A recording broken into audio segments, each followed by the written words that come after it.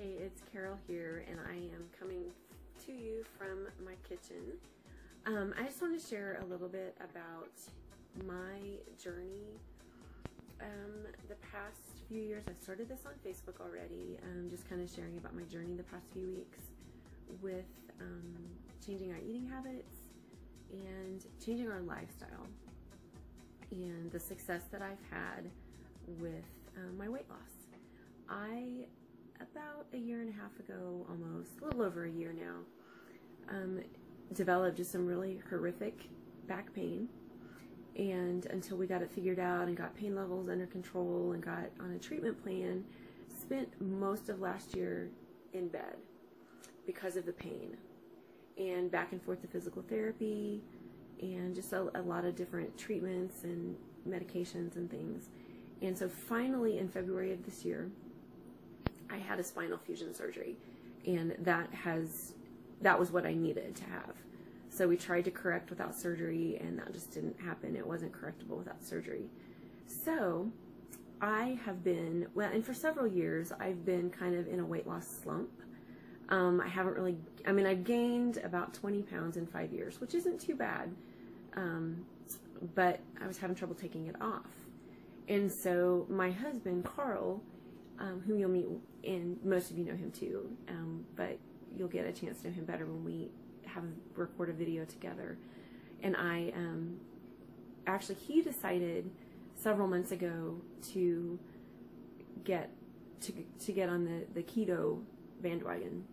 He has struggled for years and years with his weight, and just got to a point where he lost a lot of weight, and he's kept it off. But he's plateaued for years now and hasn't taken it off. And we are both emotional eaters, and I am in the kitchen today because typically I don't like to be in the kitchen. And that is one of the reasons why we both have gotten in the place that we are, because my idea of cooking dinner would be to grab a processed box of Hamburger Helper, some chicken nuggets, throw in a canned vegetable, and call it good. You know, hey, I got some meat and some veggies going. Anything I could do in 30 minutes or less. So lots of spaghetti, lots of pasta. You know, I would throw in a salad, but nothing healthy. Lots of processed food. And so I'm in my kitchen today because this is the place that I dislike the most in the house, just because I don't enjoy cooking. I cook for my family, but that's not my favorite thing to do in the house. I like to clean, you know, I just would rather be doing something else. So needless to say, have not eaten healthy over the years and have struggled with getting weight off. And I, at one point, had, the year that I turned 40, had run part of a marathon. And so really got a lot of weight off then, but I didn't keep it off because I didn't keep running, just due to a lot of things. So I'm not going to sit here and make excuses, just a lot of reasons why I didn't, and I didn't. It was my fault. So I didn't keep the weight off. And this past year of inactivity, thankfully I haven't gained just a ton of weight. I could have very easily, with the way I was eating and trying to make myself feel better, could have put on a ton of weight, but I didn't, thankfully.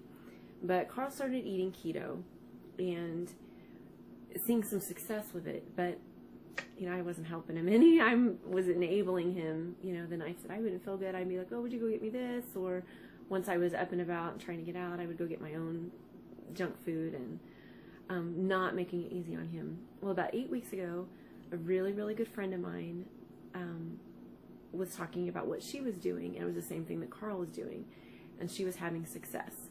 And great success. And she just happened to call me one morning with another question, and I had been talking to Carl about what I needed to do, and all of a sudden it just clicked when I was talking to her. This is what I need to do. And she told me, she said, only do it if you're completely serious. You have to be serious about doing this, or don't do it. Don't waste your time. And so I got serious that day. I had cupcakes in the house because it was the day after Mother's Day. I had Mother's Day cupcakes in the house. I threw the last one away. I love buttercream icing. I threw the last one away. I didn't eat it. I was like, I just have to do this. You know, I could have said, oh, I'm going to eat this cupcake and then I'll do it. But I was like, no, I just have to do it. So I did. And I've seen what I consider to be great success. I've lost 12 pounds in 8 weeks. And we have completely changed our eating habits. We have no sugar in the house. We have no flour, white flour. We have no brown sugar, no cornstarch. I threw the last of that out that I found. Cornmeal, all of it's gone. Corn syrup, all of it is gone. I haven't used corn syrup in years, but I decided, you know, I don't even want to make it available for anyone else to use. And so we are eating as clean as we possibly can, and really enjoying it. I am finding there are lots of foods that I like that I can have. I'm finding good substitutes. I found a good bread substitute. I love bread. Zucchini squash works great for pasta. And it's, you know, people talk about it being expensive. Well, it is a little bit on the front end, but once you get those ingredients, like almond flour, coconut flour, things like that, it's really not. And once you get into it, changing your diet, changing your habits, you will find out that you're so much happier. And I don't want to cheat. Anytime I see something that looks good that I used to really love, I'm really getting to the point where I don't want to cheat. And so it's not really even tempting. So I just want to leave you with that for today.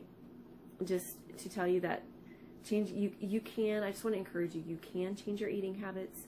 You can change what you're doing and feel so much better. So I'm going to leave you with that for today.